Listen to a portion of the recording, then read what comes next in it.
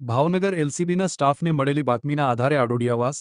સપનાબેન મનોજભાઈ પરમારના રહેણાંકી મકાન પાસે રેડ પાડીને જાહેરમાં જુગાર રમી રહેલા કરીના, રોનિત નિતેશભાઈ પરમાર, અર્જુન વર્ગીસ પરમાર, સપના મનોજભાઈ રામસિંહ પરમાર, સોનિયા સુશીલભાઈ દીપભાઈ પરમાર અને કાળીબેન નટવરભાઈ હરજીભાઈ રાઠોડ સહિતના 5ને ગંજીપત્તાના પાના અને રોકડા રૂપિયા 46,580ના મુદ્દામાલ સાથે ઝડપી લઈ ઘોઘા રોડ પોલીસ સ્ટેશનમાં ગુન્હો દાખલ કરાવવામાં આવેલ.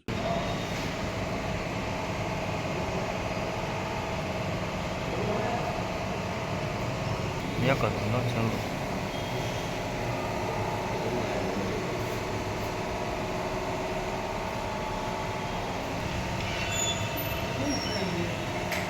મિનિટ હો